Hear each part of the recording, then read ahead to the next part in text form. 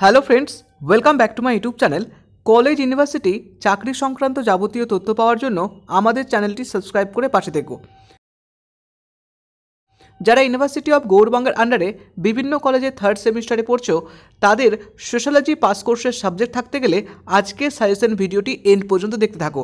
যদি কেউ বিভিন্ন সাবজেক্ট নিয়ে অনার্স পড়ে, তারও যদি সোশ্যালজি পাস কোর্সে থাকে, তাহলে আজকের ভিডিওটি তার জন্য। তো প্রথমেই বলি, এই পেপারে তোমাদের টোটাল 4টি প্রশ্নের উত্তর দিতে হবে। প্রত্যেকটা প্রশ্নের মান থাকবে 8, অর্থাৎ 4-8 32 নম্বরের আনসার করতে হবে। তো চলো দেখে নিই আজকের প্রথম প্রশ্ন। ভারতের গ্রামীণ সমাজের অর্থনীতির ওপর বিশ্বায়নের প্রভাব বিশ্লেষণ করো।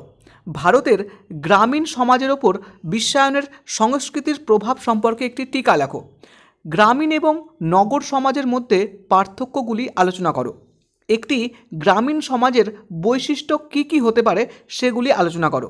নেক্সট, ভারতের জাতিভেদ প্রথা নিয়ে বিস্তারিত আলোচনা করো। বর্ণ ও জাতির মধ্যে পার্থক্য আলোচনা করো। নেক্সট, জাতি ব্যবস্থার মূল বৈশিষ্ট্যগুলি কী কী, জাতি ও বর্ণের মধ্যে পার্থক্য আলোচনা করো। নেক্সট, গ্রামীণ ভারতে বর্তমান শ্রেণী কাঠামোর ওপর একটি প্রবন্ধ লেখো। নেক্সট, যজমানি ব্যবস্থার ধারণাটি ব্যাখ্যা করো। তুমি কি মনে করো এটি একটি শোষণমূলক ব্যবস্থা? ভারতের গ্রামীণ অর্থনীতিতে যজমানি ব্যবস্থা কী ভূমিকা পালন করে তা আলোচনা করো। যজমানি প্রথা কী? গ্রামীণ ভারতের শ্রেণী কাঠামো সংক্ষেপে আলোচনা করো। ভারতে নগরায়নের প্রক্রিয়াটি বিশদে আলোচনা করো। নগরায়ন কী? ভারতে তীর্থ শহরগুলির ওপর একটি টিকা লেখো। নেক্সট, উপনগরীকরণ কী?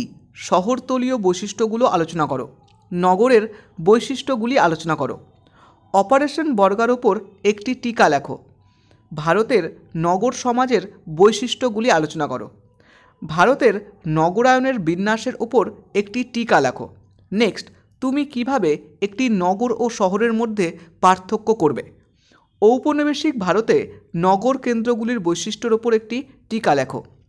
নেক্সট, মহানগর বলতে কী বোঝো? উদাহরণ সহকারে লেখো।